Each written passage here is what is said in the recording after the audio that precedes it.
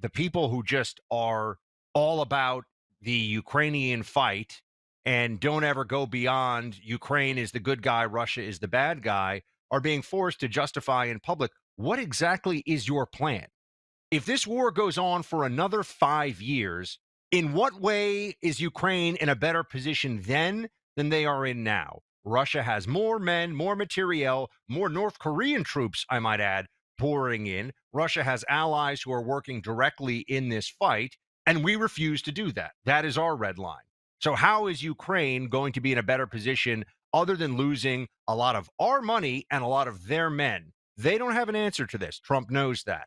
So we're trying to get to where we are with the deal now. Clay, if the negotiations were to break down because what Putin wants is just so unthinkable, is so beyond the pale, well, at least we would know that, right? At least then we could have a conversation. Okay, Putin really is being crazier than anticipated on this. So maybe he does need to suffer the consequences a little bit more or whatever. But right now, there's no reason to believe that the option that the Ukraine hardliners want to take is better. Look, where we are right now, and my wife has been fired up about this, so she will not stop talking about it.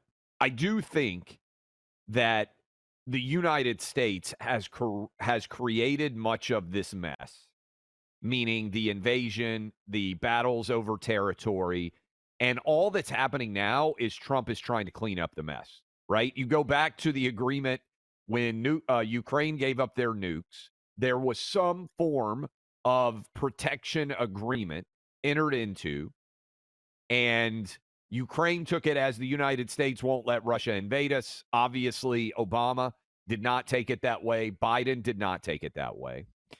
Russia has for a long time not wanted NATO on its border. We have continued to expand NATO to Russia's border. And I think this war is actually a result of much of the failure of American policy, both as it pertains to Ukraine and to Russia, significantly, Buck, none of which Trump was involved in remotely. So he is now in this mess where he is trying to end up in a situation where he's trying to put this all back right. And so the United States is not blameless here. We want to be saying, oh, Slava Ukraine, Ukraine is the hero and Russia is the villain. America's not coming to this situation with clean hands. We have in many ways created, I believe, a total mess, and now Trump is trying to clean it up. And so I hope that we can get a ceasefire here and that people can stop dying. My concern, Buck, is now we're moving into, okay, what does a negotiated peace look like? What does a ceasefire look like? It seems to me, and I'm curious if you would agree with this, that to a large extent, wherever the lines are drawn now, where the stalemate has basically come to exist, it feels to me like Russia is going to get a large percentage of those eastern parts of Ukraine. Where exactly that line is drawn will be a huge debate. And then I hope that Russia doesn't decide to invade again. I don't think it will happen with Trump in office. But my concern is if Kamala Harris or Gavin Newsom or whomever, Andrew Cuomo, if one of those guys or gals were to win in 2028, I think Putin would go right back to invading again, because I'm not sure he would respect the Democrats, as he has shown he did not respect Obama, and as he has shown he did not respect Biden.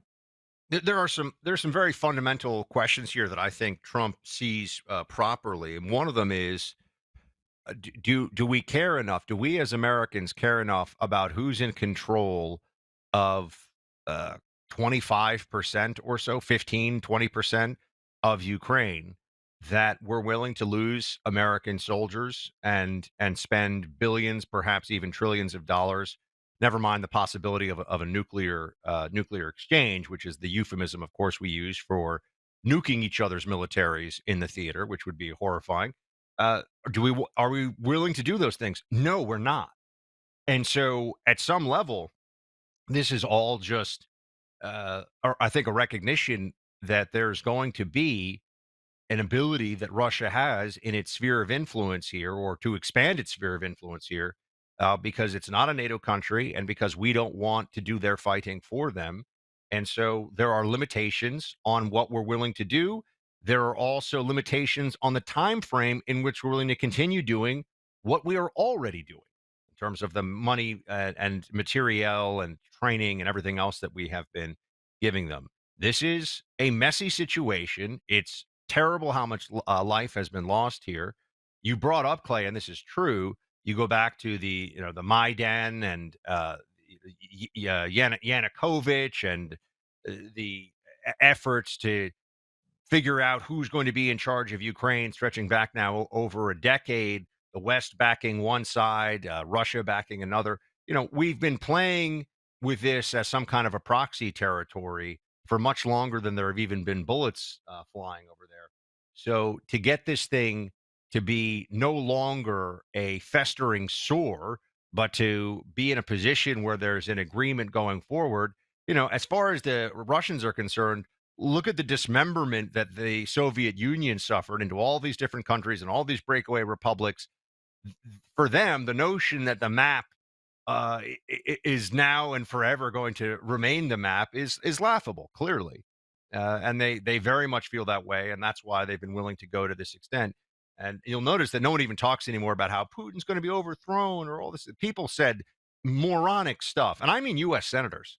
I don't have to name them. I could name them in the very beginning of this conflict, delusional about how we'd be able to defeat the Russian war machine in this theater without actually engaging U.S. military forces in the process. So we just want this whole thing to end. I think there's tremendous frustration with it. I think it also, Clay, comes out of fighting in multiple decades long counterinsurgency GWAT wars in the Mideast. That what did we get? What did we get in Afghanistan exactly? That's a really tough one to answer. What did we get in Iraq? Maybe even isn't it funny? Afghanistan was the good war. We basically got nothing. We ended up killing bin Laden in Pakistan, everybody. So, we didn't really get very much for our Afghanistan efforts, did we? And then you look at Iraq, and, it's marginal right now that it's better now than it was under Saddam Hussein. So there's been a lot of reason for us to see what's gone on with U.S. foreign policy and military interventions and say, have we learned the lesson, Clay? And I think that's Trump's fundamental guiding principle on this. Have we learned the lesson? Do you think we have? I'm not sure that we have. I'm worried that And we haven't actually. I think yeah, that's a very good. Yes, I think that unfortunately there are a lot of people still who think, "Oh no, you don't understand. We could do this," and I don't know if they've just been playing too much Call of Duty, or I don't get it. I don't know why they would think that this is going to be something that we want to get deeper and more involved in. Um, I do not care who is in charge of Crimea. Meaning, I do not care enough that I want to sacrifice a single American or any American interest for Crimea, for Donbass, for Luhansk and Donetsk and these places. I do not care. Now, that doesn't mean I don't care about the suffering of the people there. I do. But, Clay, I care about the suffering of the people in South Sudan as well, which is going through yet another mass genocide situation in slow motion. But we're not about to land troops there either. do you agree with me on a positive side? If we can get a ceasefire, I actually feel like Vladimir Putin will not invade Ukraine further while Trump is in office. Do you agree with that? That he Yeah. respects Trump enough that he won't do it? Yeah, I do. I I think that he recognizes that, Trump is willing to upset the apple cart. You don't want to tick him off. No one I even think that's thought right. Biden was leading the country, so who cares? Doesn't matter what he says. So the It's a very different concern is world. not necessarily the next 3 years. It's again what you and I have been talking about, and I think it's something that everybody out there needs to realize. You can believe that Trump is amazing and doing phenomenal things, and we do.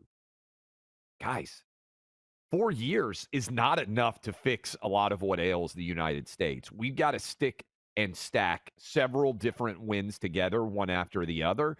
And that's why I'm already kind of focused on what happens in 26 next year and what happens in 28. Because as enjoyable as every single day is with Trump in office right now, it's a date certain when it comes to a close. And a lot of our enemies out there are going to be sitting around hoping that they can get President Kamala Harris or President Gavin Newsom or President Andrew Cuomo, whoever the Democrats are going to elevate to run. we got to stack together a lot of different wins because the problems we have are so substantial. You just heard Clay say it, and it's true. Trump can't fix all of our problems. He's doing great stuff, but there's a lot that is still going to be very challenging over these next 4 years and are going to be problems for years to come. The debt is very high, maybe even top of that list. So, what can you do in the meantime? You've got dollars that are evaporating through inflation day in and day out. And there's nothing that you can do about that, but you can do something to protect the value of your dollars. That's where gold comes in. Gold is a hedge against this kind of persistent inflation. And the good news is you can own gold and have it safely stored in your savings account, 401k, or both.